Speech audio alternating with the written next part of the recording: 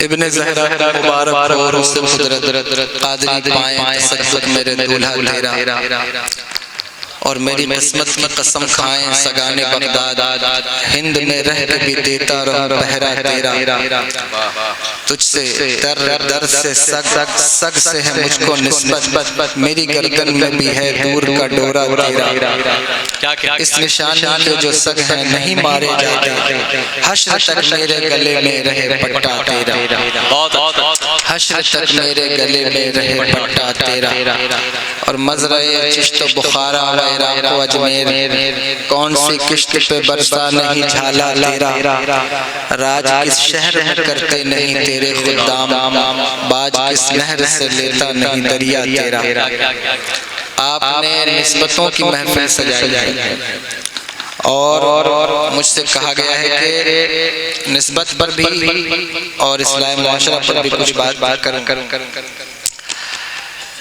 نسبت کی اہمیت کو ہر کوئی نہیں سمجھتا ہر کوئی نسبت کی اہمیت کو نہیں جان پاتا کتنے لوگ ایسے ہیں جو نسبتوں کی قدر و منزلت سے ناواقف ہیں اگر کسی کو نسبت چشتیت ملی ہے اگر کسی کو نسبت سہروردیت ملی ہے یا کوئی شاذلی ہے رفائی ہے اور اگر اللہ کے کرم سے کوئی قادری ہے اسے نسبت قادریت ملی ہے تو یہ نسبت کتنی اہم ہے اس کا اندازہ آپ کو ہے یا نہیں 11ویں ہوتی ہے آپ کا یا نہیں کرتے ہیں آپ خوب ہوتی ہے مجھے امید ہے کہ آپ یہاں ضرور 11ویں ہوگی دعوتیں ہوتی ہیں یا نہیں ہوتی ہیں ہوتی ہے دعوت اور کیا ہوتا ہے 11ویں میں ملاد شریف بھی ہوتا ہے یا نہیں ہوتا ہے تو آپ ملاد شریف میں جاتے ہیں یا کھانے کے وقت جاتے ہیں کھانے کے وقت آتے ہیں اچھا آپ مجھے بتائیے توجہ ہے آپ سن رہے ہیں آپ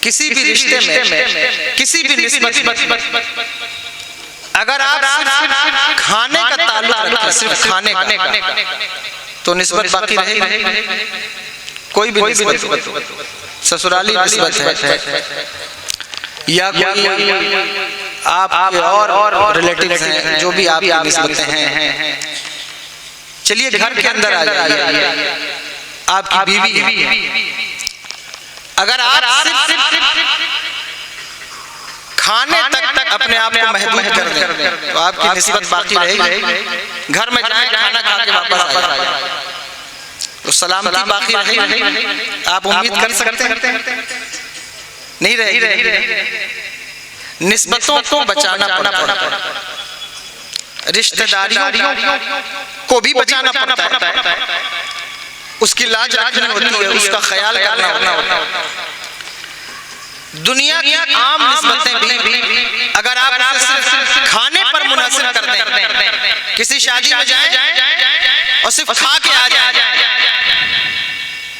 نہ ملے نہ ملاقات کریں نہ وقت دیں نہ تحفہ دیں نہ تحائف دیں نہ کوئی اور دوسرا حق کوئی ادا نہ کریں صرف کھانا کھائیں نسبت باقی رہے گی نہیں رہے گی ختم ہو جائے گی دنیا کی عام نسبتیں بھی اگر انسان مطلبی ہو جائے اس کا تعلق صرف کھانے یعنی گوشت تک ہو جائے تو نسبتیں ختم ہو جاتی ہیں اللہ اکبر یہ وہ نسبت جسے نسبت قادریت کہا جاتا ہے یہ وہ نسبت ہے کہ اللہ اکبر نسبت قائم کرنا آسان ہے ہاتھ میں ہاتھ ہو نسبت قائم ہو جائے کسی کوئی پیر صاحب آئے سلسلہ صحیح ہو ہاتھ دیجئے نسبت قائم ہو جائے لیکن نسبت قائم ہونے کے بعد یہ باقی رہے گی کب جب آپ اس نسبت کا خیال کریں آپ اس نسبت کی لاج رکھیں گے تو یہ نسبت باقی رہے گی یہ ابتداء بات اس لیے کہہ رہا ہوں کہ اگر آپ 50-60 سال کے ہیں یا 30-35 سال کے تو آپ جو ہے وہ بچپن سے 11ویں کھا رہے ہیں لیکن دل پر ہاتھ رکھ کر بتاؤ کہ تم نے اس نسبت قادریت کا خیال کیا ہے تم نے اس نسبت کی لاج رکھی ہے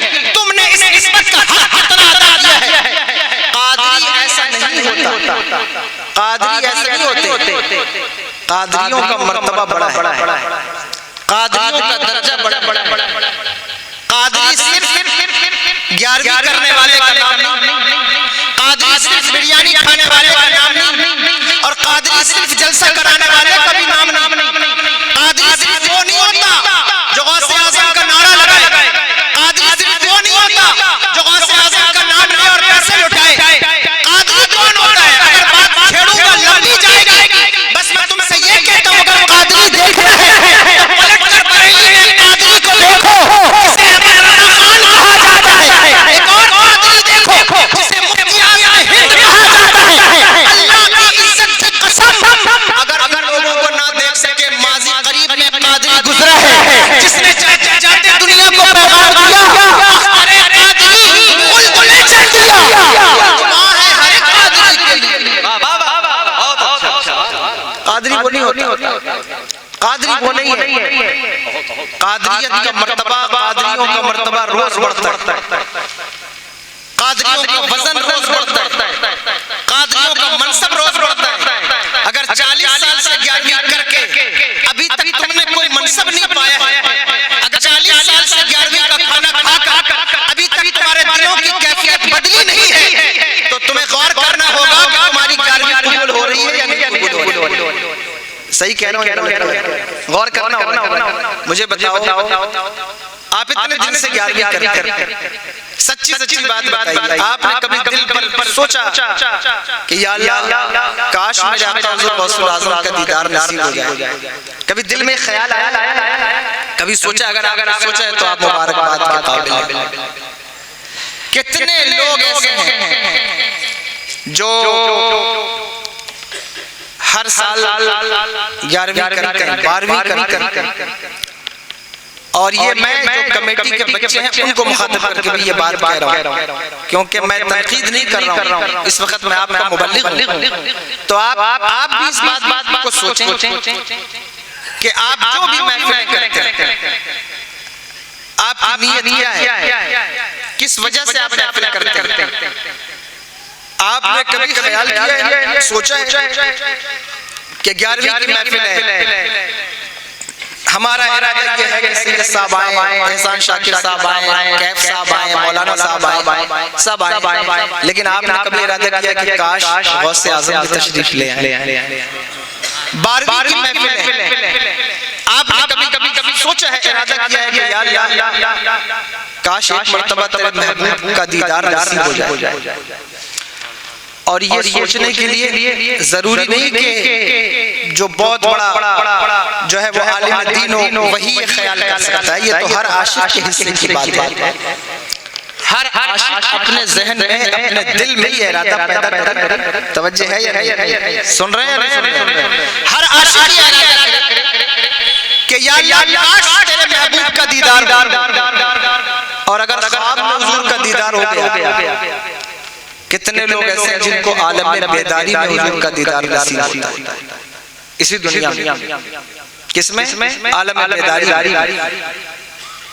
اور حضرت عبدالعزیز شیخ عبدالعزیز دباغ مصری کہتے ہیں کہ جس نے ایک مرتبہ عالم بیداری میں حضور کا دیدار کیا، وہ 2999 درجے ولایت کے اسی وقت طے کر جاتا ہے، اسی وقت طے کر جاتا ہے۔ اور کاش کہ آپ جو ہے وہ اگر آپ اور ہمیں خواب میں دیدار نصیب ہو جائے تو یاد رکھیے خواب میں بھی جس نے حضور کو دیکھا اس نے حضور ہی کو دیکھا۔ میرے آقا نے ارشاد فرمایا من رانی فی المنام فقد رانی، جس نے مجھے خواب میں دیکھا اس نے مجھے ہی دیکھا۔ کیوں؟ فرمایا فَإِنَّ الشَّيْطَانَ لَا يَتَمَثَّلُ فِي صُورَتِي، حضور فرمایا شیطان کی اوقات نہیں ہے کہ وہ خواب میں بھی آ کر میرے مثل ہونے کا دعویٰ کرے۔ جب یہ حدیث میں پڑھتا ہوں کبھی سوچتا ہوں یا شیطان کو بھی اتنی سمجھ ہے کہ حضور کی طرح ہونے کا دعویٰ نہیں کرنا ہے۔ یہ کون سی پرجاتی کے لوگ ہیں جو حضور کی طرح ہونے کا دعویٰ کر رہے ہیں؟ اس کو بھی پتہ ہے کہ ان کی طرح ہونے کا دعویٰ نہیں کرنا۔ مجھے بتاؤ جس نے خواب میں حضور کو دیکھا حضور ہی کو دیکھا۔ تمہاری ساری بیماریاں ختم ہو جائیں اگر تم یہ ارادہ کر۔ ساری پریشانیاں دور ہو جائیں اگر یہ ارادہ کریں. کاش کہ یہ ارادہ بن جائے, محفلوں کو منعقد کرنے کی نیت یہ بن جائے کہ یا رسول اللہ علماء کو بلانا تو ضروری ہے, لیکن ہم نے سید صاحب کی یہ محفل نہیں سجائی, ہم نے شاعر صاحب کی یہ محفل نہیں سجائی, کوئی آئے نہ آئے, لیکن یا رسول اللہ سنا ہے آپ ہر عاشق کے گھر تشریف لاتے ہیں, میرے گھر میں بھی ہو جائے. کاش کہ یہ ارادہ ہو جائے, ساری بیماریاں ختم ہو جائیں. ساری مصیبتوں کا توڑ یہ ہے, یہ ایسا تعویذ بھی میں دے رہا ہوں خدا کی قسم اگر مجھ سے قبول کر لو, کاش تمہارا ارادہ بن جائے تو سارے فتنے ختم ہو جائیں. نیت کو اچھا کیجئے, دلوں میں یہ خیال ہے, ارادہ لائیے تاکہ محفل کی برکات آپ کو ملے. آپ محفل میں آتے ہیں, کون آ رہا ہے, فلاں خطیب صاحب آ رہا ہے, فلاں شاعر صاحب آ رہا ہے, تو ہمیں ان کو سننا ہے, تو چلو محفل ختم, بات ختم. لیکن آپ اگر محفل میں یہ سوچ کر آئیں کہ کوئی آئے نہ آئے, محلے کے امام صاحب ہی آ رہے ہیں, کوئی بھی آ رہا ہے, لیکن ہم تو جا رہے ہیں کیونکہ محفل قادریت کی ہے. ہم تو اس لیے جا رہے ہیں کہ محفل میرے آقا سرور کائنات اس کی برکات آپ کو ملے, اس کی برکات آپ کو ملے. ایک مرتبہ بھی اگر خواب میں دیدار ہو گیا تو جتنی مصیبتیں لوگوں سے کہتے پھرتے ہو, لوگوں سے بانٹتے پھرتے ہو, ایک مرتبہ بھی حضور کا دیدار ہو جائے تو ساری مصیبتیں ختم ہو جائیں, دنیا کی بھی اور آخرت کی. حضور جس کے خواب میں آتے ہیں, یاد رکھیں انشاءاللہ بولیے, حضور جس کے خواب میں آتے ہیں اپنے قصد اور ارادہ سے آتے ہیں. میں یہاں سے آج چلا جاؤں, کل آپ مجھے خواب میں دیکھیں تو مجھے پتہ نہیں ہوگا کہ میں آپ کے خواب میں آیا. پتہ ہوگا؟ نہیں پتہ ہوگا. یا یہ جناب شعیب وارثی صاحب یہ میرے خواب میں آ جائیں تو مجھے ان کو پتہ نہیں ہوگا کہ میں حضرت کے خواب میں آیا. پتہ ہوگا؟ نہیں پتہ ہوگا. لیکن حضور جس کے خواب میں آئے قصد اور ارادے سے آئے, اور حضور نے جس کو جو عطا فرمایا وہ وہم اور گمان نہیں ہے, حقیقتاً عطا فرمایا. پوچھو امام بوصیری سے, رات خواب میں چادر عطا فرمائی, صبح اٹھے تو کندھے پہ موجود. پوچھو شاہ ولی اللہ موتی سے دہلوی کہتے ہیں میرے والد کو حضور نے اپنے دو منہ مبارک عطا فرمایا. ان کی کتاب ہے در ثمین فی مبشرات النبی الامین, انہوں نے لکھا, اس میں اپنے والد کی روایات لکھی ہیں. وہ کہتے ہیں کہ میرے والد کو دو بال حضور نے عطا فرمایا, اور جب وہ صبح اٹھے تو سرہانے موجود تھے, اور جب ہم انہیں لے کر چلتے تو بادل سایہ کرتے. سبحان اللہ. حضور نے جس کو جو عطا فرمایا خواب میں ہمیں قطن عطا فرمایا. ایک روایت سنا دوں, اجازت ہے ادھر آ جاتا ہوں میں موضوع پر, اجازت ہے. کتاب کا نام ہے ریاض النظر فی مناقب اشرف مبشر, مولا کائنات سے روایت حضرت علی المرتضیٰ کرم اللہ تعالی وجہ کریم. کہتے ہیں کہ میں سو رہا تھا, دور تھا حضرت عمر بن خطاب رضی اللہ تعالی عنہ, قسمت جاگی حضور خواب میں تشریف لائے.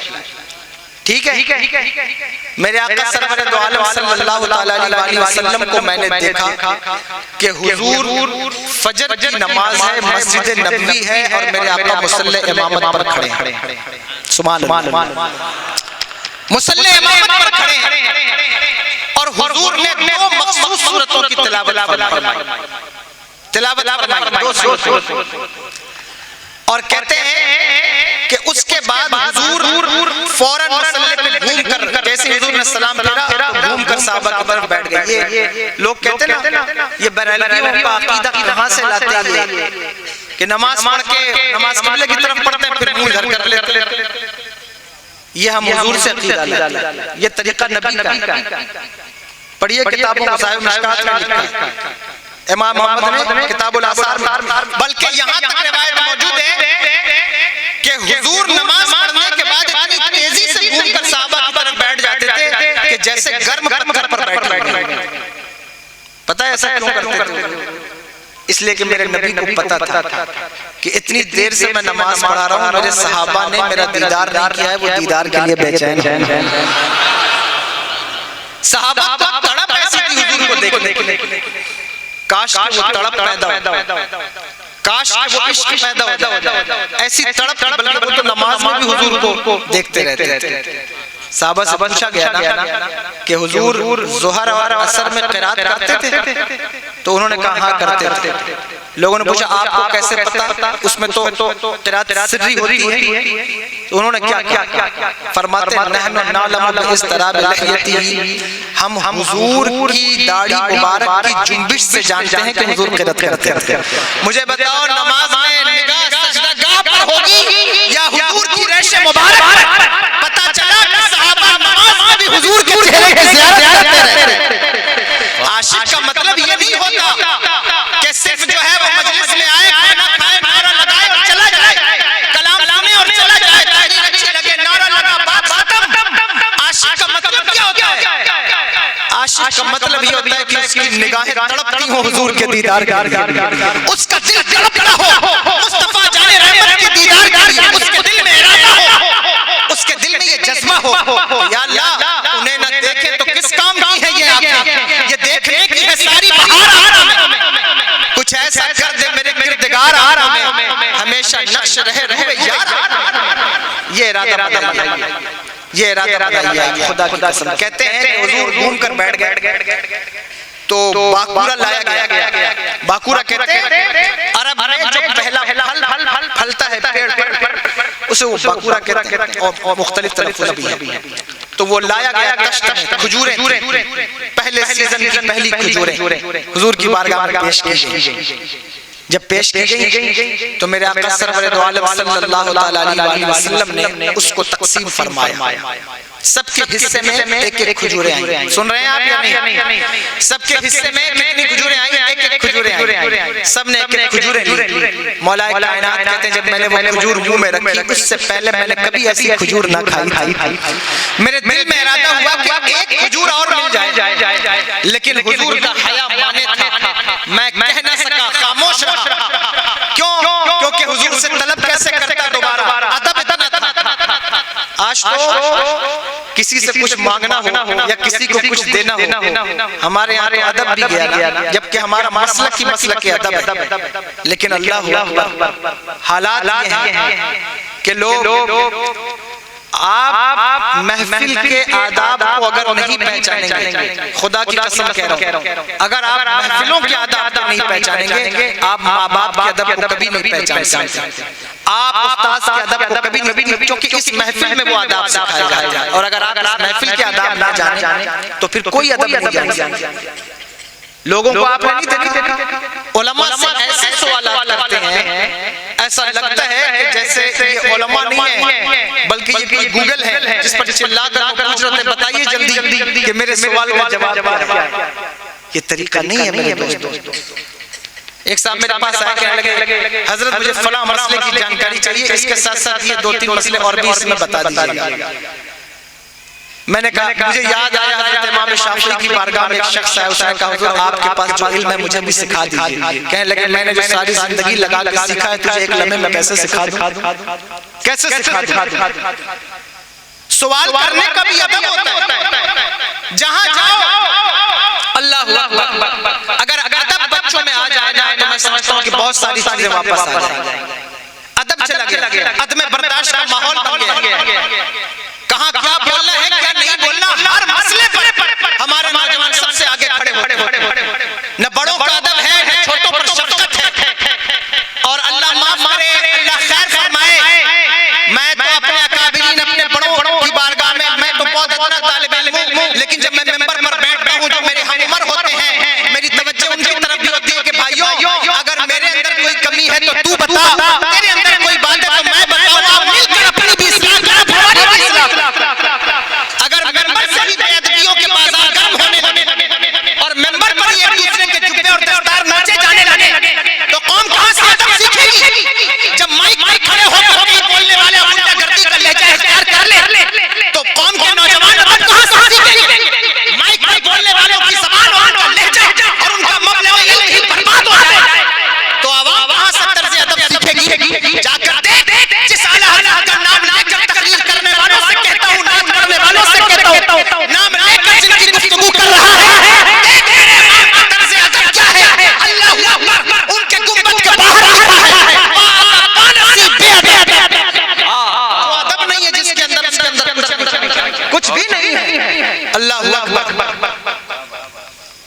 حسد ہے، لوگوں کی تحقیر ہے، اللہ معاف کرے، اللہ کرم فرمائے۔ امام حضرت عبداللہ ابن عمر کہتے ہیں لا یکون الرجل عالما حتی لا یحسد من فوقہ ولا یحسد، فرمایا کوئی انسان اس وقت تک عالم نہیں ہو سکتا جب تک کہ وہ اپنے بڑوں سے حسد کرنا نہ چھوڑ دے اور اپنے چھوٹوں پر شفقت کرنا نہ شروع کر دے، ان کو حقیر جاننا نہ چھوڑ دے۔ صاحب ہم تو خطیب صاحب ہیں، ہم تو سید صاحب ہیں، تو ہم ہی سب سے بڑے، باقی ان کی حیثیت کی یہ بات نہیں، بات اور اگر ہم سے کوئی بڑا ہے تو ظاہر ہے کہ ہماری جگہ اس کے قدموں میں ہے۔ یہ طریقہ ہمیں بھی سیکھنا ہوگا، آپ کو بھی سیکھنا ہوگا۔ آج سے 20 سال پہلے، 10 سال پہلے گلی میں نکڑ پر مجال کی کوئی نوجوان کھڑا ہو کر سگریٹ پیے، کیوں؟ اسے پتا تھا ابا نہیں دیکھتے تو کیا ہوا، محلے کا کوئی چچا تو دیکھ لے گا، اسے معلوم تھا، اسے پتا تھا، لیکن ایک وہ دور تھا کہ یہ دور ہے اللہ اکبر، کتنے نوجوان شراب پی کر گٹر میں نالیوں میں گرے پڑے ہیں، کون ہے انہیں سنبھالنے والا، کون ہے انہیں اٹھانے والا؟ حیا بھی گئی، ادب بھی گیا۔ اللہ رحم فرمائے ان محفلوں میں آیا کرو کہ یہ تصور لے کر آیا کرو کہ حیا بھی سیکھیں گے، ادب بھی سیکھیں گے، یہ سوچ کر آئیے۔ اللہ اکبر۔ حضرت جبریل امین علامہ صفوری لکھتے ہیں ایک دن مولا کائنات کی بات چل رہی ہے، مولا کائنات کے سامنے کھڑے ہو گئے، آ کر کون کھڑا ہوا؟ جبریل امین آ کر کھڑے ہوئے، کہنے لگے کہ علی آپ تو باب مدینہ العلم ہے نا، تو بتائیے کہ اس وقت جبریل کہاں ہے؟ جبریل کہاں؟ اب مولا کائنات کہہ سکتے تھے نا کہ آپ ہی تو جبریل ہیں، لیکن جواب کا ادب بھی دیکھو۔ اللہ کہتے ہیں آسمان کی طرف دیکھا، زمین کی طرف دیکھا، مشرق میں دیکھا، مغرب میں دیکھا، اور دیکھ کر کے بھی یہ نہیں کہا کہ آپ ہی جبریل، کہنے لگے اس وقت جبریل نہ ساتوں آسمان میں، نہ سدرۃ المنتہا پر، نہ زمین میں 7 طبق کہیں ہے، نہ مشرق میں ہے، نہ مغرب میں، پھر بھی نہیں کہا کہ آپ ہی جبریل ہیں۔ کہتے ہیں یا تو میں جبریل ہوں یا آپ جبریل ہیں۔ یہ میں بتا رہا ہوں کہ آپ ذرا سیکھیں تو صحیح۔ مولا کائنات کہتے ہیں کہ ایک دن مجھے حضور سے ایک مسئلہ پوچھنے کی حاجت پیش آئی، لیکن ادب کی وجہ سے 14 دن تک انتظار کرتا رہا۔ کتنے دن؟ 14 دن انتظار کرتا رہا کہ جو مسئلہ مجھے پوچھنا ہے کاش کوئی اور پوچھ لے تو میرا بھی کام ہو جائے، مجھے زبان نہ کھولنی پڑے، مجھے ان کی بارگاہ میں کہنا ہے پڑے۔ اللہ اکبر۔ کہتے ہیں 14 دن گزر گئے، 14 دن کے بعد ایک شخص آیا جس نے وہی مسئلہ پوچھا جو مجھے پوچھنا تھا، میرے کان کھڑے ہو گئے۔ جب اس نے مسئلہ پوچھا تو حضور جواب اس کو دیتے تھے، دیکھ کر مجھے مسکراتے تھے۔ اللہ اکبر۔ حضور کو پتا تھا کہ یہ مسئلہ پوچھنا چاہتا ہے، لیکن ادب کی وجہ سے نہیں پوچھتا۔ مجھے بتاؤ آپ کتنا ادب کرتے، جہاں جاؤ تقریر کے لیے، اب تو 11ویں شریف چل رہی ہے، اس سے پہلے سفر تھا محرم، جہاں جائیں لوگ کہتے ہیں حضرت ایمان ابو طالب پر گفتگو کیجئے، اتنی آسانی سے لوگ بات کرتے ہیں۔ حضرت حضرت امیر معاویہ رضی اللہ تعالیٰ عنہ کے بارے میں بتائیے، ذرا حضرت عمرو بن عاص کے بارے میں، تو مختلف موضوعات لوگ ہم جیسے کامل لوگوں کو دے دیتے ہیں۔ حج کے حجۃ الوداع کے موقع پر حضور نے ارشاد فرمایا تھا، جس وقت حضور نے فرمایا کہ تم لوگ حج کے لیے آیا کرو، ایک صحابی کھڑے ہوئے، انہوں نے کہا یا رسول اللہ کیا ہم ہر سال حج کے لیے آئیں؟ تو میرے آقا خاموش رہے، انہوں نے پھر پوچھا کیا ہم ہر سال حج کے لیے آئیں؟ حضور خاموش تھے، پھر پوچھا تو حضور نے کیا فرمایا؟ فرمایا تم سے پہلی امتیں انبیاء پر کثرت سوالات کی بنیاد پر ہلاک ہو گئی، لو قلت نام لا وجب، اگر میں ہاں کہہ دیتا تو ہر سال کے لیے واجب ہو جاتا۔ پتہ چلا کہ وہ سوال کرو علماء سے جو تمہارے مصرف رہو، جس کا تعلق تمہاری زندگی اور آخرت کے ساتھ ہو۔ تم ہوتے کون ہو یہ پوچھنے والے کہ حضرت علی رضی اللہ معاویہ میں ہوا کیا تھا؟ تم ہوتے کون ہو یہ بات کرنے والے کہ حضرت حسن رضی اللہ تعالیٰ عنہ اور صحابہ کرام کے درمیان کیا معاملہ بنے؟ تمہاری اور ہماری حیثیت کیا ہے؟ خدا کی قسم ہمارے عقیدے کو بچاتے ہوئے ہمارے آپ نے ایک نظریہ دے دیا ہے، اس نظریے پر قائم رہو۔ وہ نظریہ کیا ہے؟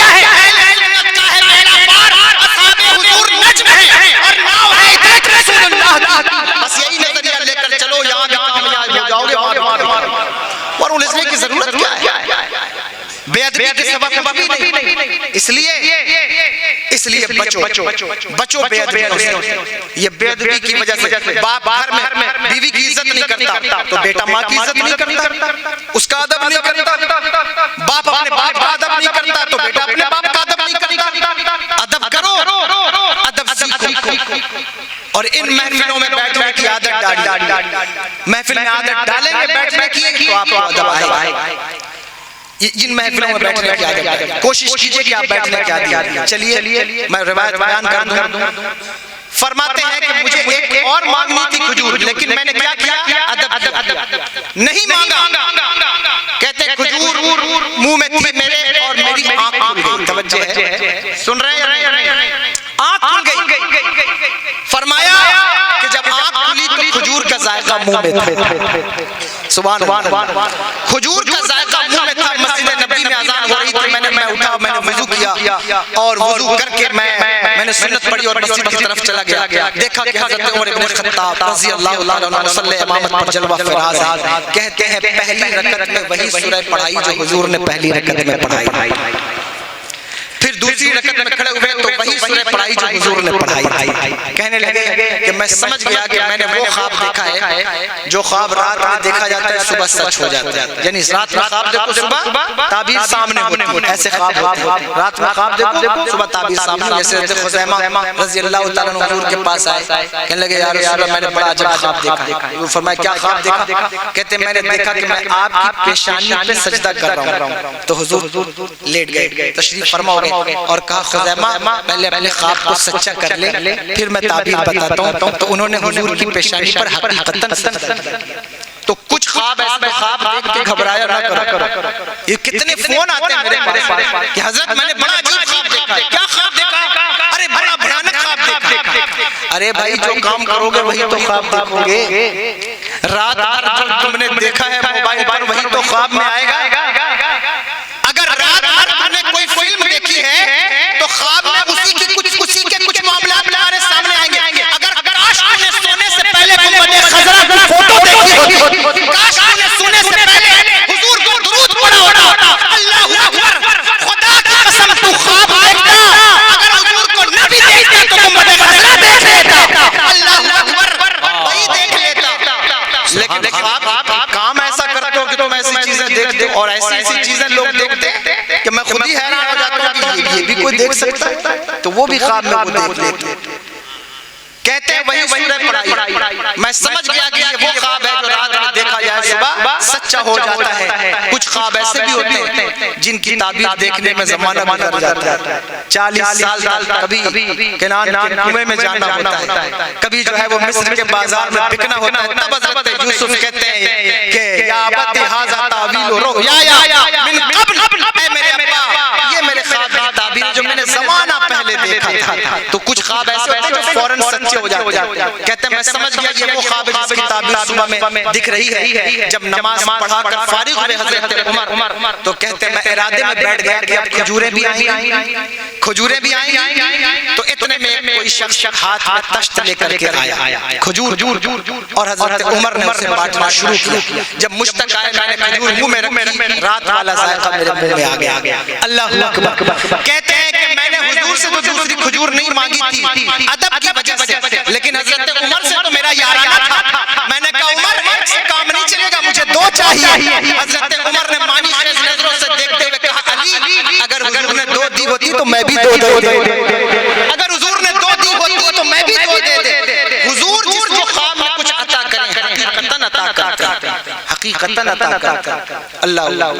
اور تیسری بات حضور نے فرمایا کہ جس نے من رانی فی المنام فسیرانی فی الیقظہ, یہ بخاری شریف کی حدیث ہے. حضور فرمایا جس نے مجھے سوئے ہوئے دیکھا ان قریب مجھے جاگتے بھی دیکھ لے گا. اور شارحین کہتے ہیں اگر ساری زندگی نہ بھی دیکھ سکا تو دم آخر ضرور دیکھ لے. آخری وقت میں ضرور, اور اس سے بڑھ کے بات کیا ہو سکتی ہے, اس سے بڑی بات کیا ہو سکتی ہے کہ آخری وقت حضور کا دیدار نصیب ہو. گر اجل سر تیرے قدموں پہ پڑا ہو, جتنی ہو قضا ایک ہی سجدے میں. آخری وقت تو سب سے قیمتی وقت ہے, وہی تو سب سے قیمتی وقت ہے. اسی وقت تو ساری دوستیاں ٹوٹتی ہیں, اسی وقت تو ساری رشتیں ٹوٹ جاتی ہیں. اللہ اکبر. قرآن کہتا ہے، میں نہیں کہتا، قرآن کہتا ہے الاخلاء یومئذ بعضهم لبعض عدو، جتنے اخلاء ہے خلیل کی جمع۔ خلیل پتہ ہے کس کو کہتے ہیں؟ خلیل دوست کو نہیں کہتے، خلیل کہتے ہیں گہرے دوست جس کا تعلق دل سے، ایک گہرا گاڑھا دوست، بعض کہتے ہیں بوڑھا دوست، لیکن بہرحال خلیل کا وہ مفہوم نہیں ہے جو آپ کی دوستیوں کا مفہوم ہے۔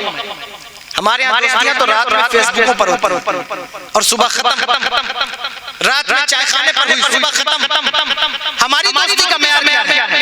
ہم دوست بناتے ہیں بزنس کے لیے، ہم دوست بناتے ہیں کاروبار کے لیے، ہم یہ نسبت قائم کرتے ہیں اللہ اکبر اپنے ذاتی مفاد کے لیے، کیا ہے چلو دوست بنا لیتے ہیں، اس کا پولیٹیکل کیریئر اچھا ہے تو میرا بھی کچھ کام ہو جائے گا، چلو دوست بنا لیتے ہیں، اس کا بزنس اچھا ہے میرا بھی کچھ کام ہو جائے گا۔ لیکن اللہ اکبر یہ دوست نہیں، یہ دوست نہیں ہوتے، یہ دوست جن کے ساتھ تم گناہ کرتے ہو نا، جو تمہیں گناہ کی طرف لے جاتے ہیں، خرافات کی طرف لے جاتے ہیں، توڑ دو ان کی دوستی، توڑ دو ان کی دوستی۔ حضور فرماتے ہیں من احب للہ وابغض للہ وآتا للہ ومنع للہ فقد استکمل الایمان، جس نے دوستی کی اللہ کے لیے، جس نے دوستی کی اللہ کے لیے، دشمنی کی اللہ کے لیے، جس نے کسی کو کچھ دیا اللہ کے لیے، جس نے کسی سے کچھ روکا اللہ کے لیے، اس نے اپنے ایمان کو مکمل کر لیا۔ بتاؤ کتنی دوستیاں ہیں اللہ کے لیے، کتنی نسبتیں ہیں اللہ کے لیے۔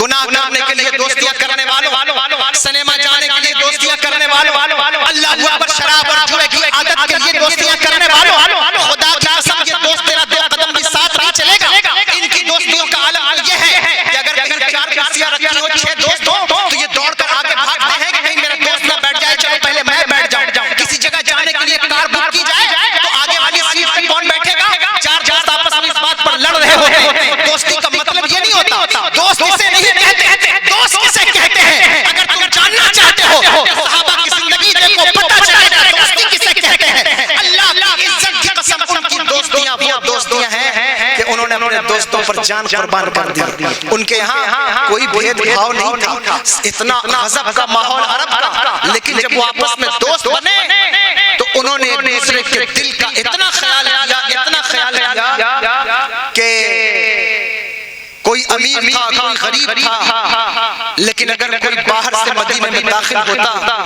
اور صحابہ ایک جگہ بیٹھے ہوتے، اللہ اکبر وہ امتیاز نہ کر پاتے کہ کون جو ہے وہ مدینے کا ہے، کون کسی دوسری جگہ سے آ کر ایمان لائے، یہ امتیاز نہیں کر پاتے۔ اتنی گہری دوستی۔ آج تو ہمارا معاملہ کیا ہے؟ ہم کلمہ پڑھنے کے بعد بھی اتنے ڈیوائیڈ کہ اللہ رحم فرمائے۔ ہمارے یہاں امیری اور غریبی کا فرق کیا ظاہر نہیں؟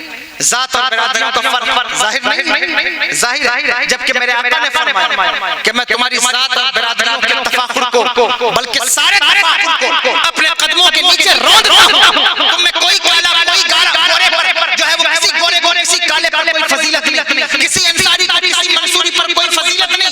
یاد رکھنا کوئی خان ہو، شیخ ہو، صدیقی ہو، فاروقی ہو، کوئی بھی برادری ہو، میں حضور کی آج کی بات الگ کر کے اس وقت یہ بات کر رہا ہوں کہ جس کو اللہ نے الگ رتبہ عطا فرمایا ہے، پھر ہم کون ہوتے ہیں اس کو ملانے والے۔ اللہ اکبر۔ لیکن کلمہ پڑھنے کی بنیاد پر سب ایک ہے، ایک ہی سب میں کھڑے ہو گئے محمود و ایاز، نہ کوئی بندہ رہا نہ کوئی بندہ نواز۔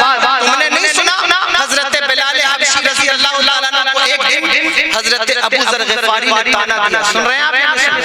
تانا دیا کہ بلال تو کالی ماں کا بیٹا ہے۔ کس نے کہا؟ حضرت ابو ذر غفاری نے کہا، اور حضرت ابو ذر غفاری کوئی عام صحابی نہیں، اللہ نے ان کو بڑا درجہ عطا فرمایا، ان کا جو منصب ہے وہ ایک الگ مستقل عنوان ہے۔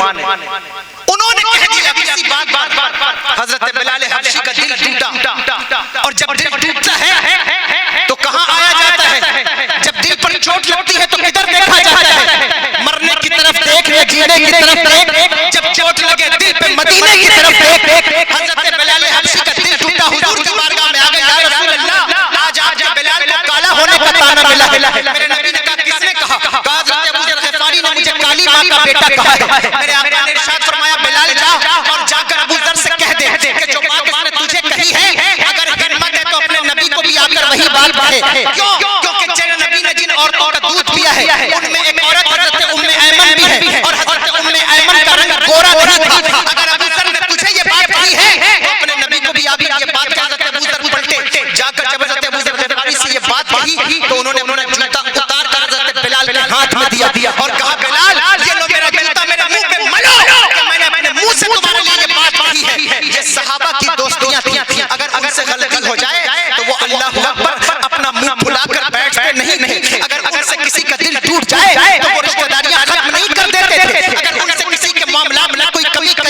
کمی رہ جائے تو وہ اس سے جو ہے وہ بدسر نہیں ہو جاتے تھے، بلکہ کلمہ پڑھنے کی بنیاد پر ہمیشہ کمیوں کو درگزر کیا جاتا ہے، کوتاہیوں کو معاف کیا جاتا ہے، دل جوڑا جاتا ہے، دل توڑا نہیں جاتا، نہ برادری کی بنیاد پر، نہ ذات کی بنیاد پر، نہ رنگ و نسل کی بنیاد پر۔ اگر تم ایک دوسرے کا دل توڑنے کے آگے ہو تو خود کو محمدی نہ کہا کرو، کیونکہ محمدی دل توڑنے کا کام نہیں ہے۔ نعرہ تکبیر، نعرہ رسالت، نعرہ رسالت، جشن آمد مصطفیٰ فیضان سرکار غوث اعظم حضور کا امتی دل جوڑنے کا کام۔ یہ جو نسبتوں کا ذکر میں کر رہا ہوں، میں ڈائریکٹ موضوع پہ اس لیے نہیں آیا کہ مجھے بہت عنوان دیے گئے تھے تو میں انہیں گھیرنے لگا۔ اللہ اکبر، یہ جو نسبتوں کا ذکر میں کر رہا ہوں یہ کیا ہے؟ جوڑنے کا کام۔ سلسلہ چشتیہ یہ نہیں ہے کہ آپ سلسلہ چشتیہ میں داخل ہو گئے تو آپ جو ہے وہ اعلیٰ حضرت کے خلاف جو جی میں آئے وہ بولتے رہے۔ یہ جوڑنے کے لیے سلسلے نہیں بنائے جاتے، کوئی بھی سلسلہ ہو، سلسلے جوڑنے کا کام کرتے، توڑنے کا کام نہیں کرتے۔ حضرت بابا فرید الدین گنج شکر رحمت اللہ تعالیٰ علیہ کو کسی نے قینچی تحفہ کیا تھا تو آپ نے کہا کہ بیٹا ہمیں قینچی نہ تحفہ کرو، ہمیں تو سوئی اور داغا تحفہ کرو، کیونکہ قینچی ایک کو دو کر دیتی ہے، ہم صوفیوں کا کام دو کو ایک کرنا ہے، اس لیے ہمیں قینچی نہ تحفہ کرو۔ لیکن اگر سلسلوں کی نسبت حاصل کر کے بھی تمہارے دل میں بغض و عناد جگہ پا گیا ہے تو یاد رکھنا کہ تمہاری نسبتیں سلامت نہیں ہیں۔ اگر سلسلوں کی نسبت حاصل کرنے کے بعد تمہیں ایک دوسرے کے لوگ اچھے نہیں لگتے، تمہیں دوسرے کا پیر برا لگنے لگا ہے، تمہیں دوسروں سے نفرت پیدا ہونے لگی ہے، تو یاد رکھنا کہ یہ سلسلوں کا فیضان نہیں ہے بلکہ نسبتیں کٹ گئی ہیں۔ جب نسبتیں کٹ جاتی ہیں تو پھر نہ اپنے اچھے لگتے ہیں نہ پرائے اچھے لگتے ہیں، اور جب نسبتیں جڑ جاتی ہیں تو اپنے بھی اچھے لگتے ہیں، اس لیے دوست جو بناؤ، دوست جب بناؤ تو دیکھو کہ دوست کس کو بنا رہا ہے، دیکھو کہ کس کو دوست بنا رہا ہے۔ جو ہے وہ گانجا پینے والے، چرس پینے والے، شراب پی کر نالیوں میں پڑے رہنے والوں کو دوست نہ بناؤ۔ دوست بنانا ہے خدا کی قسم تو اللہ والوں کو دوست بناؤ، یہی کام آئیں گے، یہی کام آئیں گے۔ کوئی دوست، کوئی رشتہ دار تمہارے کام آئے گا قبر میں اترتے وقت؟ تمہیں معلوم ہے کتنے دن جیو گے؟ کب دوستیاں کرو گے؟ کب نسبتیں قائم کرو گے؟ اللہ اکبر، کوئی نہیں جاتا۔ دوستوں جو رات بھر تمہارے ساتھ پب جی کھیلتے نا، جس دن تمہارا انتقال ہوگا تمہیں غسل نہیں دیں گے، ڈرتے ہیں یہ ہاتھ لگاتے ہیں، اسی دوست۔ اللہ اکبر، تم نے نہیں دیکھا قبرستان جاتے ہیں دوست اور وہ جنازے کے پیچھے مسکرا رہے ہوتے ہیں، وہ ہنستے ہیں کہ نہیں؟ کتنے لوگ ایسے ہیں جو قبرستان میں ہنس رہے ہیں؟ میں نے دیکھا اپنی آنکھوں سے قبرستان میں ہنس رہے ہیں، کچھ تو وہیں جو ہے وہ معاملات شروع ہو جاتے ہیں۔ میں حیران ہوں یا اللہ، جس زمین پہ کھڑا ہے کیا پتا کل کو اسی زمین کے نیچے جہاں کھڑا ہے وہیں دفن ہو جائے، اپنی قبر پہ کھڑے ہو کر کے بھی آخرت یاد نہیں آتی۔ وجہ ہے نسبتیں صحیح نہیں ہیں، دوستی صحیح نہیں ہے، سراؤنڈنگ صحیح نہیں ہے، فرینڈ سرکل صحیح نہیں ہے، اس کو صحیح کرنا ہوگا، اس کو اچھا کرنا ہوگا۔ حضرت شیخ سعدی شیرازی کہتے ہیں کہ میں نے مٹی سے غسل کیا، اس سے گلاب کی خوشبو آتی تھی، میں نے کہا مٹی تیری فطرت میں تو مہکنا نہیں ہے، پھر تو کیوں مہک رہی ہے؟ کہنے لگے حضور میں گلاب کی صحبت میں جو رہی، اگر خراب لوگوں کی صحبت میں ہو تو یاد رکھنا لوگ کہتے ہیں ہمیں صحبتیں نہیں خراب کرتی، ہم تو لوگوں کو سدھار دیتے ہیں۔ اچھا، نبی کا بیٹا بھی اگر بری صحبت میں رہے تو بگڑ جاتا ہے، سننا توجہ سے۔ حضرت نوح علیہ السلام کا بیٹا مشرکوں کی صحبت میں نہیں تھا، اور جب کوئی بے وفا ہو جاتا ہے تو اس کی نسبت بھی کٹ جاتی ہے۔ اللہ اکبر، مشرکوں کی صحبت میں تھا، اللہ نے کہا نوح یہ تیرا بیٹا نہیں، تیری نسبت ختم کٹ گئی، کیوں؟ کیونکہ تیری بات نہیں مانتا، وفادار نہیں، اچھی صحبت میں نہیں رہتا، مشرکوں کی، کافروں کی صحبت میں رہتا ہے۔ تمہیں کوئی فرق نہیں پڑتا تم جس کی صحبت میں رہو، خدا کے لیے اچھی صحبتیں تلاش۔ یہ 4 گھنٹے کی صحبت جو مجلس میں تمہیں ملتی، وہ 1 گھنٹے کی صحبت جو جمعہ کے دن تمہیں ملتی، وہ 11ویں کی محفلوں کی صحبت جو آدھے گھنٹے 1 گھنٹے میں تمہیں ملتی ہے۔ تم کھانے کے وقت آتے ہو، ارے تمہیں کسی کی گفتگو اچھی لگے نہ لگے، تم حضور غوث اعظم کا تصور کر کے ان کی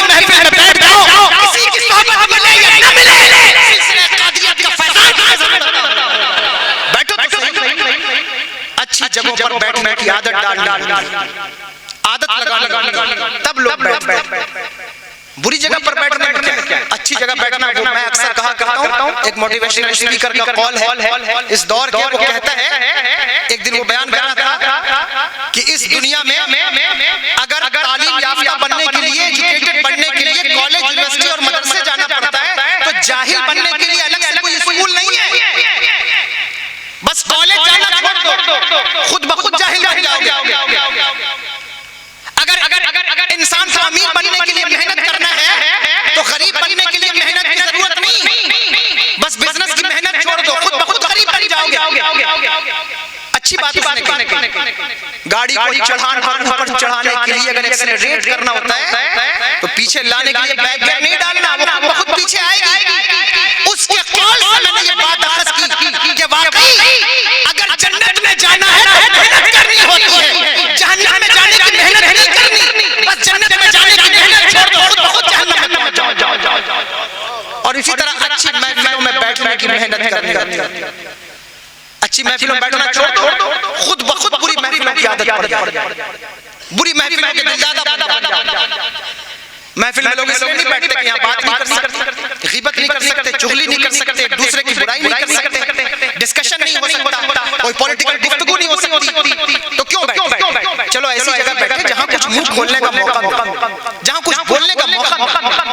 خاموش رہنے کی بھی عادت ڈالو، خدا کی قسم خاموش رہنے کی عادت ڈالو۔ حضور فرمایا من سمت نجا، جو خاموش رہا اس میں نجات۔ کئی فرمایا الصمت ارفع العبادہ، خاموشی بہترین عبادت ہے، جہاں بولنا ہے وہاں بولو، ہر جگہ نہ بولو۔ وہ میرے چھوٹے بھائی ہیں سید عاقل میاں زکی، ان کا شعر مجھے یاد آیا، وہ کہتے ہیں کہ پہلے الفاظ کو تولو تو بہت اچھا ہو، پھر بسنجیدگی بولو تو بہت اچھا ہو۔ تو وہ پہلے سوچا کرو کہ ہم کیا بول رہے ہیں، کیا بات کر رہے ہیں۔ قبرستان میں بات کرنے لگے، وہ بات کرنے کی جگہ ہے، وہاں ٹھاک مار کے ہنسنے لگے، وہ ہنسنے کی جگہ ہے، محفلوں میں ہنسنے لگے، ہنسنے کی جگہ نہیں۔ حضور فرماتے ہیں لو تعلمون ما اعلم لضحكتم قليلا ولبقيتم كثيرا، جو میں جانتا ہوں اگر تم جان جاؤ تو ہنسنا بھول جاؤ، رونا شروع کر۔ اور قرآن کہتا ہے فَلْيَضْحَكْ قَلِيلًا وَلْيَبْكِ كَثِيرًا، کم ہنسا کرو، زیادہ رویا کرو، رونے کی عادت ڈالو۔ تمہیں تو رونے نہیں آتا، دعا میں بھی رونا نہیں آتا، تقریر میں بھی رونا نہیں آتا، حد تو یہ ہے کہ اٹھتے ہوئے جنازوں کو دیکھ کر بھی رونا نہیں آتا، گرتی ہوئی میتوں کو دیکھ کر بھی رونا نہیں آتا، اللہ اکبر، اپنے اوپر ہونے والے مظالم ظلم و ستم کو دیکھ کر بھی رونا نہیں آتا، نہیں آتا، خدا کی قسم نہیں آتا۔ میں نے دیکھا ہے اپنی قوم کو، جہاں جاؤ لوگ کہتے ہیں حضرت فلسطین پر بات کیجئے نا، شام پر بات کیوں بھائی؟ فلسطین کوئی تقریر کا موضوع ہے؟ فلسطین کوئی شام کے مسلمان جو ہے وہ کوئی ہماری خطابت کے جوہر دکھانے کے کارندے ہیں؟ تم کو اگر ان کے اوپر ترس آتا ہے تو مجھے تمہارے اوپر ترس آتا ہے۔ خدا کی قسم ان کو یہ 11ویں کی محفل میسر نہیں ہے، توجہ ہے، سن رہے ہیں؟ ان کو یہ 11ویں کی رونقیں، رانائیاں، بزم، بریانیاں، لنگر، ایسے مبلغین علماء میسر نہیں ہیں۔ انہیں یہ پینڈال، یہ جلسے، یہ روپیے، یہ پیسے، یہ دولت، یہ ناشتہ، یہ کھانا میسر نہیں ہے۔ درد ہے، کون ایسا مسلمان ہے جس کے سینے میں درد نہ ہو؟ بلا شبہ درد ہے، ان کے کٹے ہوئے بازو دیکھ کر، ان کے ادھری ہوئے کھالے دیکھ کر، ان یتیموں کی آنکھوں میں پانی دیکھ کر، ان کے سروں سے بہتا ہوا خون دیکھ کر درد ہے۔ لیکن واللہ کہہ رہا ہوں آج اس محفل میں مجھے فلسطینیوں پر ترس نہیں آتا۔ معلوم ہے کیوں؟ اس لیے ترس نہیں آتا کہ کچھ بھی ہو، ان کی دنیا گرچہ خراب ہو رہی ہے لیکن ان کی آخرت خراب نہیں ہے۔ یہ میرے نبی نے فرمایا تھا کہ بیت المقدس کے دروازوں پر ایک جماعت ہماری امت کی لڑتی رہے گی، یہاں تک کہ قیامت آ جائے گی، ان کو رسوا کرنے جو آئے گا خود رسوا ہو جائے گا، انہیں نہ رسوا کر سکے گا۔ اس لیے مجھے فلسطینیوں پر ترس نہیں، سلام ہے ان ماؤں پر جنہوں نے ایسے بہادر اور جانباز بچے پیدا کیے ہیں جو اپنی جان کو دے دیتے ہیں لیکن اسلام کا سودا نہیں کرتے، اسلام کا سودا نہیں کرتے۔ ترکی میں جنازہ آیا، ترکی میں زلزلہ آیا، ایک بچی کو کھینچا جانے لگا ملبے کے نیچے سے، اس نے چیخ کر کہا مجھے باہر نہ نکالو۔ ان لوگوں نے پوچھا کیوں؟ کہا اس لیے کہ اس وقت میرے سر پہ حجاب نہیں ہے۔ وہ قوم ترس کھانے کے قابل نہیں جسے حجاب کا پاس ہے، وہ قوم ترس کھانے کے قابل نہیں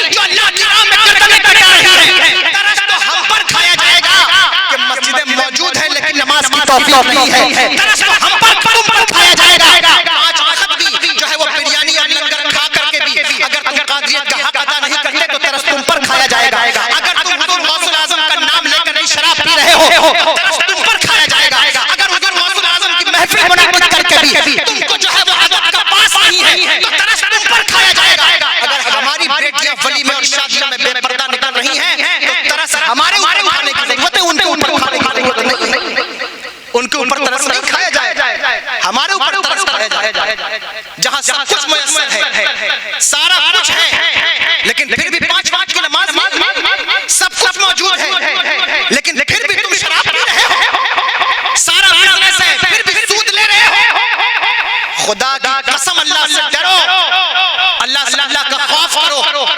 یہ تمہاری صحبتوں کا اثر ہے، صحبتوں کا اپنی دوستیاں بدلو، نیک لوگوں کی صحبت میں آؤ، اچھے لوگوں کی صحبت میں بیٹھو، کوشش کرو کہ اچھی صحبتیں ملے تمہیں. اللہ اکبر. خراب لوگوں کی صحبتوں سے نکلو، بدلنا ہوگا. تمہیں پتہ ہے میدان حضور نے ارشاد فرمایا میدان محشر میں کچھ لوگ اٹھیں گے جن کے چہرے خنزیر اور بند کی طرح.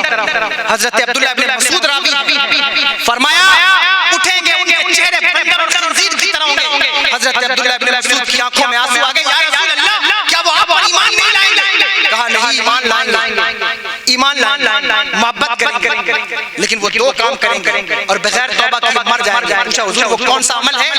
فرمایا ایک شراب پیئیں گے، شراب کا نام بدل بدل کر پیئیں گے.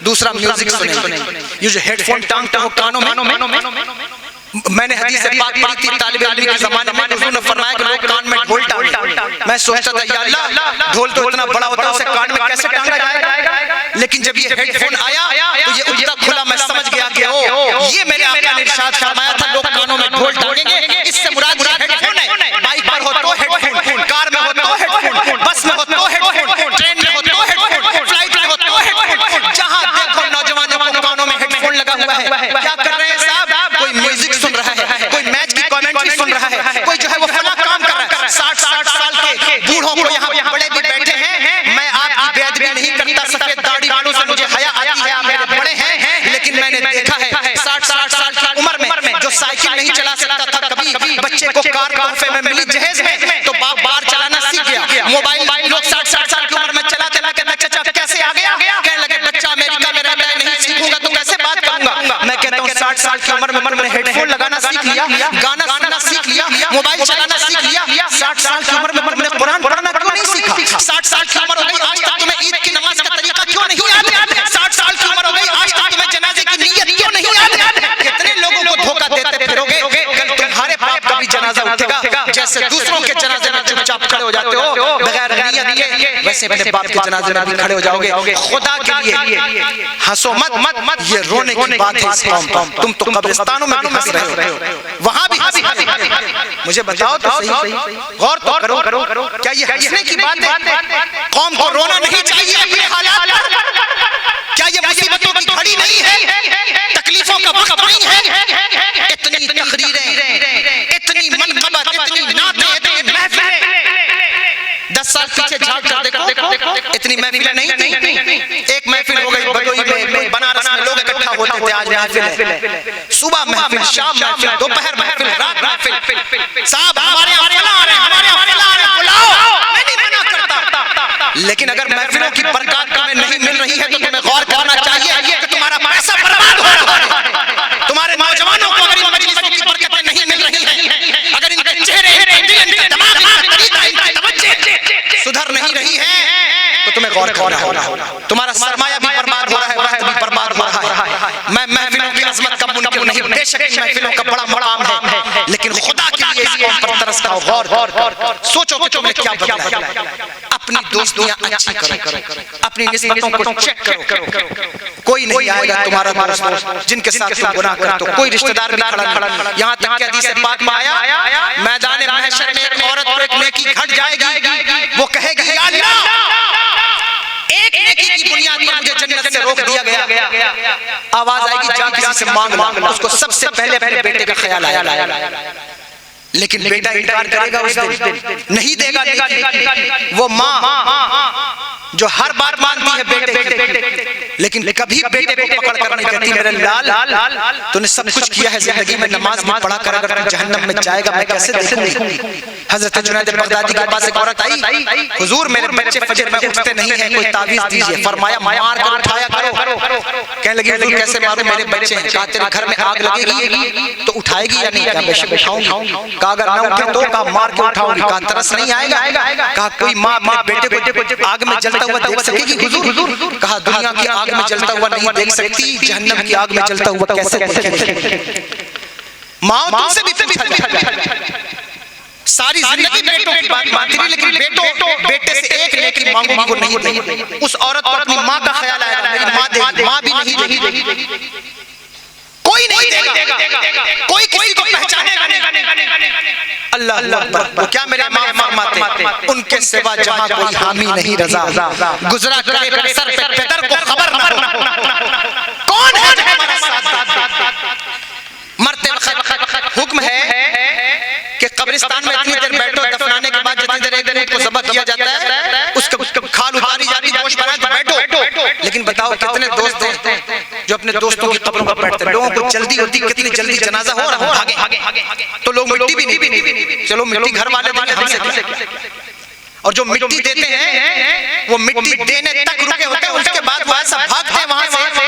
اللہ میں سب کی بات نہیں کرتا لیکن جو دوست جو تمہارا خاص ہے تمہیں تو خیال ہونا چاہیے لے دے کر. یہی علماء جن کی برائیاں رات دن ہوتی ہیں, یہی کھڑے ہوتے ہیں قبر پر فاتحے کے لیے, اذان کے لیے. کون دوست ہے جو کھڑا ہے؟ کون ہے جو تمہارا؟ ڈاکٹر کہتے ہیں, اطباء کہتے ہیں مرنے والا مرتے وقت ہاتھ کھول دیتا ہے اور اس کی ایک ہی خواہش ہوتی ہے کوئی میرا ہاتھ پکڑ لے. ہاتھ پکڑ لینا چاہیے مرنے والے کا, اس کو سہارا ملتا ہے, وہ اس کو ڈھال, وہ چاہتا ہے کہ کاش میں بچ جاؤں, کاش مجھے کوئی روک لے. میں نے 40 لاکھ کا گھر بنایا, کوئی تو روکو. میں نے اتنی مہنگی گاڑی دی, کوئی پکڑو مجھے, روکو, میں جا رہا ہوں, مجھے بچا لو. کوئی نہیں ہے. یہ دوست پکڑیں گے ہاں جن کے ساتھ تم نے گناہ کیا, یہ دوست پکڑیں گے ہاں جن کے ساتھ تم نے فحش فلمیں دیکھی, یہ نہیں پکڑیں گے. لیکن میرے امام کہتے ہیں خدا کی قسم, پوچھو فاضل بریلوی سے, کہتے ہیں اگر تم نے قادریت کو بچا لیا ہے, اگر تم نے چشتیت کو بچا لیا, کوئی ہاتھ پکڑے یا نہ پکڑے, جس وقت تو ہاتھ بڑھائے گا میرے آقا غوث اعظم تیرا ہاتھ پکڑیں گے, غریب نواز تیرا ہاتھ پکڑیں گے. واللہ یہ ادائے دستگیری کوئی میرے دل سے پوچھے, وہی آ گئے مدد کو میں نے جب جہاں, وہی آ گئے مدد کو میں نے جب جہاں. یہ ہاتھ, یہ میں نے لمبی بات باقی موضوع کی وجہ سے, ورنہ مجھے گفتگو پہ آنا تھا, بات میرا وقت ختم ہو گیا. یہ نسبتیں ہیں. قرآن خود کہتا ہے سارے دوست دشمن بن جائیں گے الا المتقین, صرف متقی لوگ. متقی کون ہے؟ قرآن خود بتا ان اولیاء الا المتقون. لمبی گفتگو ہو گئی, وقت زیادہ ہو رہا, میں سمیٹ رہا ہوں بس. الا المتقون یہی ہے. اللہ کہتا ہے میرے ولی ہی تو متقی ہیں. یاد رکھنا ہر متقی ولی نہیں ہے لیکن ہر ولی متقی ہے. سمجھے آپ؟ زیادہ ہو رہی بات, فوراً ختم کیا, بس سمیٹ لو. ہر ولی متقی ہے, ولی متقی ہے. ولیوں پر یوں ہی ہر کسی کو ولی نہ بنا لیا کرو, یہ بڑا فتنہ ہے. اللہ رحم فرمائے.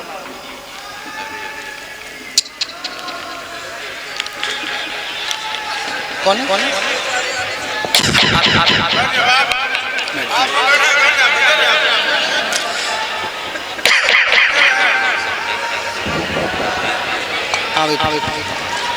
حضرات آنے دیں, راستہ چھوڑ دیں, آسانی کے ساتھ آنے دیں. خطیب اعظم ہندوستان آپ حضرات بیٹھ جائیں, بھائی بیٹھ جائیں. علماء کرام کو کھڑے ہو کر استقبال کریں گے. آپ لوگ بیٹھ جائیں, مہربانی آپ بیٹھ جائیں کیونکہ حضرت کو آنا ہی اسٹیج پر ہے.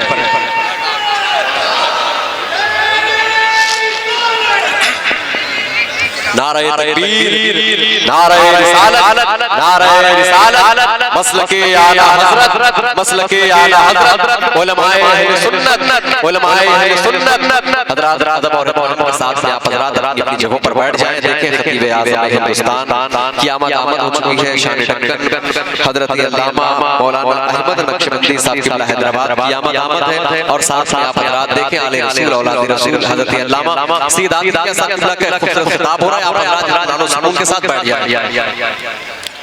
بیٹھ رہے ہیں آپ بیٹھ رہے ہیں یا میں حضرت کے حوالے بیٹھیں گے تھوڑی دیر بیٹھ بابا سے بلند درود پاک پڑھے اللہ رب محمد صلی اللہ علیہ وسلم نحنو عباد محمد صلی اللہ علیہ وسلم صلاۃ و سلام علیک یا رسول اللہ صلی اللہ علیہ وسلم. دیکھو آ گئے حضرت اور مجھے سمیٹنا بھی ہے. میری بات ختم کے قریب ہے. بس توجہ کریں. عرض یہ کر رہا تھا کہ ہر کسی کو ولی ڈیلیٹر نہ کر دیا کرو. یہ خاص بات ہے. ہر متقی ولی نہیں ہوتا, ہر ولی متقی ہوتا ہے. ٹھیک ہے, توجہ ہے. ہر ولی متقی ہوتا ہے.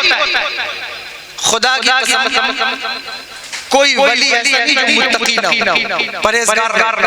اور یہ جو قادریت ہے, نسبت قادریت, اللہ اکبر, ایک بات جو میرے امام نے کہی وہ کیا ہے؟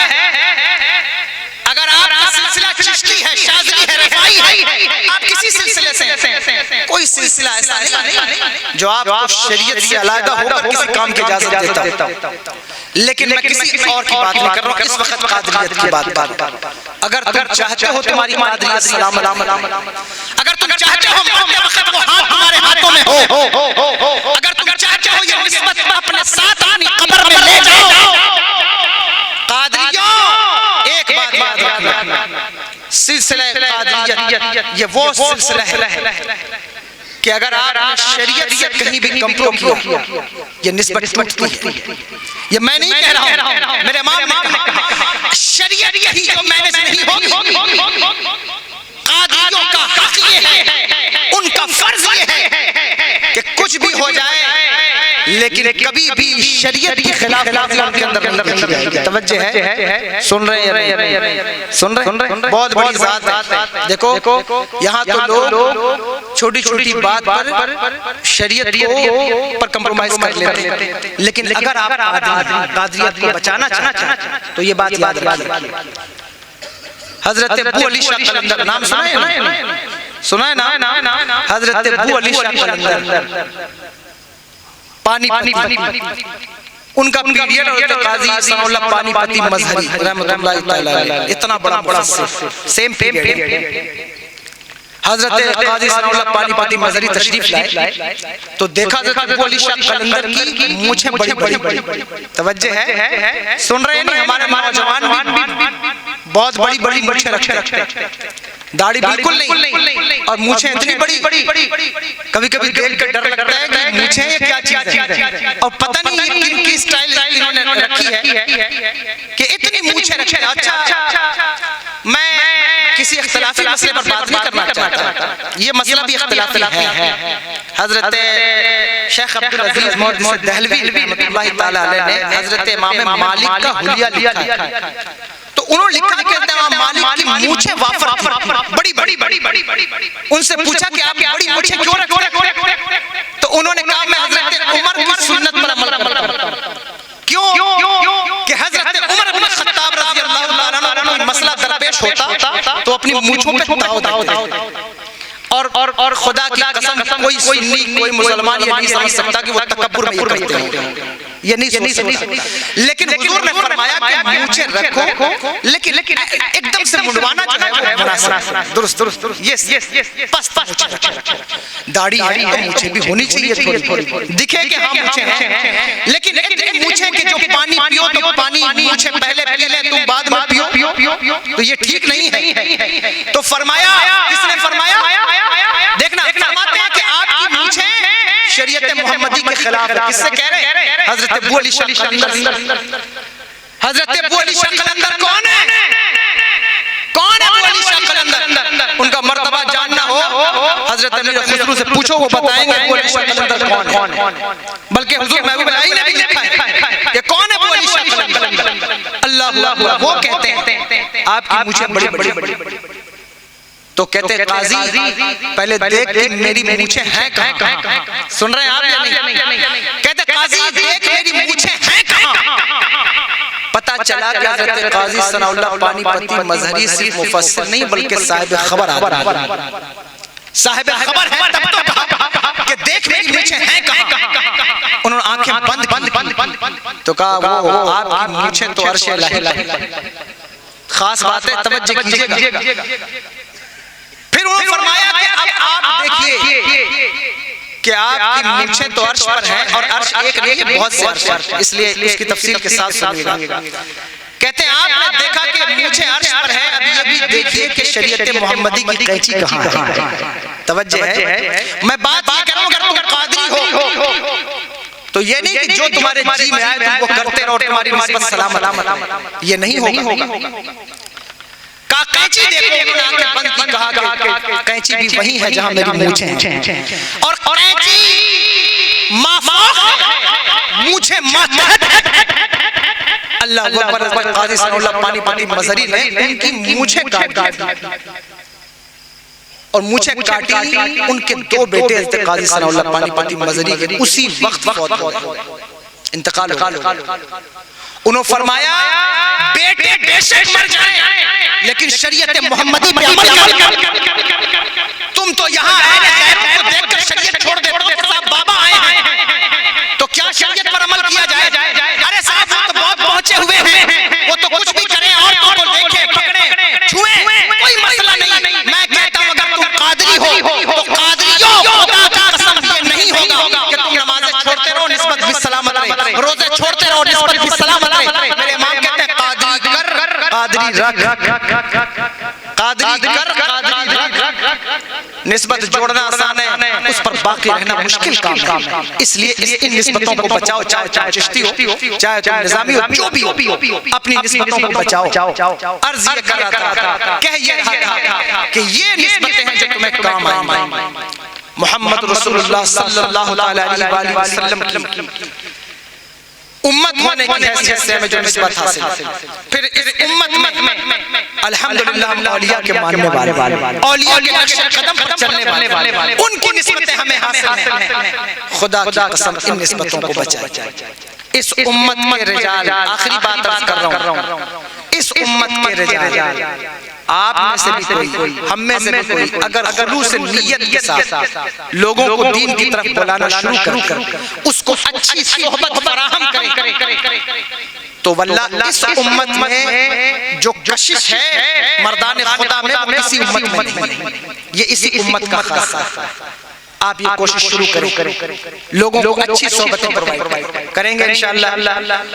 اچھی صحبتیں کیسے ہیں؟ آپ جب شام کو فری ہو کر کے ورلڈ کپ دیکھنے جاتے ہیں اس وقت آپ کوئی اچھی صحبت قائم کر سکتے ہیں. کسی حافظ صاحب کے پاس, کسی مولانا صاحب کے پاس بیٹھ جائیں اور بیٹھ کر, ضروری نہیں کہ بہت بڑا مجمع ہو تو تقریر سنی جائے. میرے آقا حضور رسول اعظم رضی اللہ تعالیٰ عنہ نے جس دن خطاب شروع کیا آپ کے سامنے 3 لوگ, کتنے 3 لوگ, حضرت شیخ عبدالجبار بھی موجود تھے اور وہ 3 لوگ سامنے بیٹھے تھے. میرے آقا حضور رسول اعظم تشریف فرما ہوئے فرمایا الحمدللہ, پھر فرمایا الحمدللہ, تیسری مرتبہ فرمایا الحمدللہ. حضرت شیخ عبدالجبار کے جبے میں آگ ظاہر ہوئی. میرا آقا اٹھ کر کے آگ کو بجھائے, کہنے لگے بیٹا کیا ہوا؟ کہا ابا آپ نے 3 مرتبہ الحمدللہ کیوں کہا؟ کہا جب میں بیٹھا تو سامنے 3 تھی, میں نے 3 کی نسبت سے 3 مرتبہ الحمدللہ کہا, لیکن پہلی مرتبہ جب میں نے الحمدللہ کہا تو آسمان رجال الغیب سے بھر گیا. جب دوسری مرتبہ میں نے الحمدللہ کہا تو زمین اللہ کے ولیوں سے بھر گئی. تیسری مرتبہ میں نے الحمدللہ کہا تو جنات سب میری محفل میں آ گئے. کہتے ہیں حضور یہ رجال الغیب کو دیکھ کر میرے دل میں آگ پیدا ہوئی جس کا اثر میرے جبے پہ ظاہر ہوا. ضروری نہیں کہ آپ بہت بڑی محفل کریں تو دین سیکھیں, بہت بڑے عالم کو بلائیں, خطیب کو بلائیں, سید صاحب کو بلائیں تو دین سیکھیں. جمعہ کی تقریر میں بھی اچھی صحبت ملتی ہے, جمعہ کے خطاب میں بھی اچھا بیان ہوتا ہے. آپ کو وہاں سننا ہونا, بیٹھنا ہونا, محنت کرنی ہوگی اور میں تو آپ سے کہتا ہوں جلسوں سے زیادہ جو آپ کی نجی محفلیں ہوتی ہیں وہ زیادہ کارگر ہوتی ہیں. بعض اوقات حضرت بھی بیٹھے اور سب لوگ, ہو سکتا ہے کوئی میری بات سے ایگری نہ ہو, لیکن میرا جو اپنا تجربہ ہے وہ زیادہ تر یہ کہ وہ محفلیں اور زیادہ کارگر ہوتی ہیں. یہاں تو آپ اپنی بات مسلط کر رہے ہوتے ہیں, وہاں تو کراس کوسچنز بھی ہو رہے ہوتے ہیں, باتیں بھی ہو رہی ہوتی ہیں, تو سمجھ میں آتا ہے کہ ہاں ہمیں کیا سیکھنا ہے کیا نہیں سیکھنا ہے. ایک بندہ بھی اگر کسی میرے امام فرماتے بلکہ میرے دادا جان فرماتے تھے حضور خلیق ملت الرحمہ کہ قادریوں کی شان یہ ہے کہ سچا قادری کسی بستی میں قدم بعد میں رکھتا ہے, بستیوں کی مصیبتیں پہلے بھاگ جاتی ہیں. یہ قادریوں کی شان ہے. اس امت کے مردوں کو اور مردان خدا کو اللہ نے یہ پاور دیا, اگر وہ خلوص نیت کے ساتھ لوگوں کو کھینچیں بلائیں تو جتنے لوگ ان کے قریب آتے ہیں وہ کسی اور کے قریب نہیں جمع ہو سکتے. میں نہیں کہتا, حضرت قاضی ثناء اللہ پانی پتی مظہری خود فرماتے اپنی تفسیر مظہری کے اندر فرمایا رجال هذه الامه اکثر ارشادا واقوا تاثیرا فی الناس بالجذب الی اللہ سبحانہ وتعالی. فرمایا اس امت کے رجال لوگوں کو اللہ کی طرف کھینچنے میں ان کی جو تاثیر ہے وہ قوی ہے. دلیل دوں, ایک غریب نواز ہندوستان کی سرزمین پر قدم رکھے تو 90 لاکھ لوگوں کو کلمہ پڑھا کے چھوڑ دے. یہ بات کسی نبی کی تاریخ میں بھی ملتی ہے. میں انبیاء کی پیروی نہیں کر رہا, لیکن میں اس امت کے رجال کی تاثیر بیان کر رہا ہوں. جس دن حضرت ابراہیم علیہ السلام نے آگ کو گلزار بنایا, کتنے لوگ ایمان لائے؟ آپ زیادہ زیادہ جو بات ملتی ہے تلبوت علیہ السلام, لیکن اللہ اکبر وہ نبی ان کا مرتبہ کوئی ولی ان کے مرتبے تک نہیں پہنچ سکتا, لیکن اللہ نے اس امت کے رجال میں جو طاقت رکھی ہے خلوص ہو تو پھر کیا ہوتا ہے. حضرت شیخ عبداللہ بن محدث دہلوی لکھتے ہیں اخبار الاخیار میں غوث العظم کی تاریخ زندگی کہ آپ اپنی مجلس میں تفسیرات بیان کرتے ہیں, ایک دن میں 50 ہزار یہودی ایمان لائے. کون؟ یہودی. 5 لاکھ مشرک ایمان لائے تو یہ کم ہے, تو 50 ہزار یہودی جیسی ضدی قوم دنیا نے نہیں دیکھی. حضرت احمد ابن حنبل کی تاریخ زندگی میں ابن احمد حنبلی نے شہد الزام کے اندر لکھا ہے کہ جس دن آپ کا وصال ہوا 2 لاکھ لوگ یہودی ایمان لائے آپ کے جنازے کو دیکھتے. تو جی کے کیا خطاب کرنا ہے, مردان خدا مر کے بھی خطاب کرتے جی کے بھی. لیکن ایک بندہ خلوص نیت کے ساتھ آئے تو لوگ ایسے اکٹھا ہوتے ہیں. صحبتیں ہمیں بنانی ہیں, ہمیں پرووائڈ کرنی ہوں. کاش کہ ہم ایک قدم چلیں. اللہ فرماتا ہے کوئی میری راہ میں ایک قدم چلتا ہے میں 70 ہاتھ اس کی طرف بڑھ کے دیکھو, آ کے دیکھو, ایک قدم چل کے تو دیکھو. خدا کی قسم زندگی سمجھ جائے. فرمایا یہ سارے دوست تمہارے دشمن بن جائیں گے. کون ہے جو تمہارا ساتھ دے؟ فرمایا متقی کون ہے؟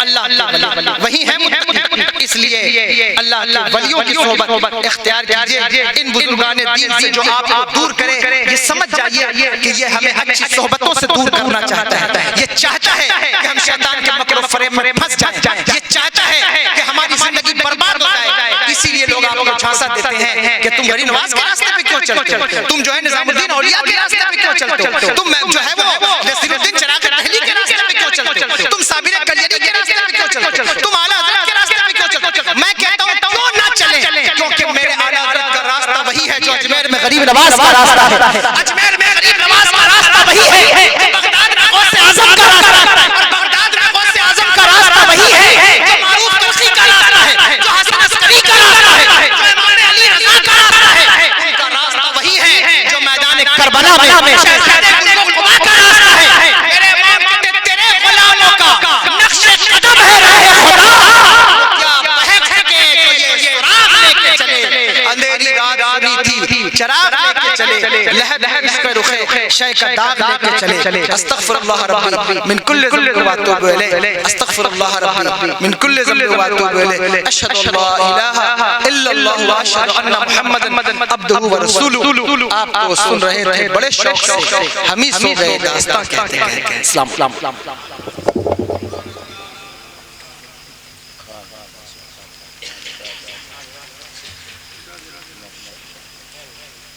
یہ کیا ہے؟ اچھا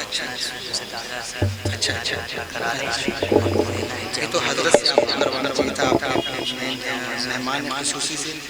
اچھا لگا تو ان کو بلا دوں, نام جناب حافظ پرویز صاحب عرف اچھے میاں پیش امام جامع مسجد بھدوہی, جو بچوں کو الحمدللہ حافظ قرآن بنا رہے ہیں, اور وہ بھی بغیر کسی اجرت کے. تو اللہ تبارک و تعالیٰ بڑا کرم فرمائے, مبارک فرمائے, اور ان کی نیکیوں کی خیرات کچھ ہمیں بھی عطا فرمائے. تو یہ آپ ان کے لیے تحفہ ہم ان کمیٹی کی جانب سے, کیا نام ہے کمیٹی کا, نوجوانان مصطفیٰ کمیٹی کی جانب سے ان کو یہ تحفہ پیش کیا جا رہا ہے. اللہ تعالیٰ قبول فرمائے, کمیٹی والوں کے لیے بھی اس کا اور گورنمنٹ کی مدد کا مدد سب سے جناب حضرت مولانا فیصل حسین صاحب جو مدرسہ چلا رہے ہیں بھدوہی کی سرزمین پر سب سے بڑا ادارہ ہے, اور گورنمنٹ بنا کسی تعاون کے یہ اس کو چلا رہے ہیں. ماشاءاللہ میں بہت مبارکباد پیش کرتا ہوں, اور مائک سامنے اس لیے میں کھڑا نہیں ہو پا رہا ہوں, ورنہ میں کھڑے ہو کر کے یہ ایوارڈ دیتا حضرت کو. اور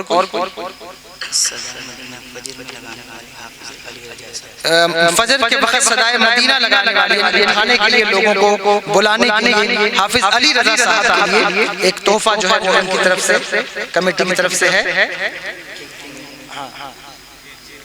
اور کوئی ہے ہو گئے. میت کو نہلانے والے نور عالم تاری جاوید بھائی جبو, ان کو بھی میں بہت مبارکباد پیش کرتا ہوں کہ ان کے لیے بھی یہاں تحفہ جو ہے وہ پیش کیا جا رہا ہے. اللہ تعالیٰ فرمائے آپ کی خدمات قبول فرمائے. ٹھیک ہے. السلام علیکم. بہت شکر گزار ہوں آپ سب کا اور کمیٹی کا بھی کہ مجھ جیسے کم علم کو آپ نے کچھ بولنے کے لیے یہاں بیٹھایا تھا, میں نے گفتگو کی. بہت شکر.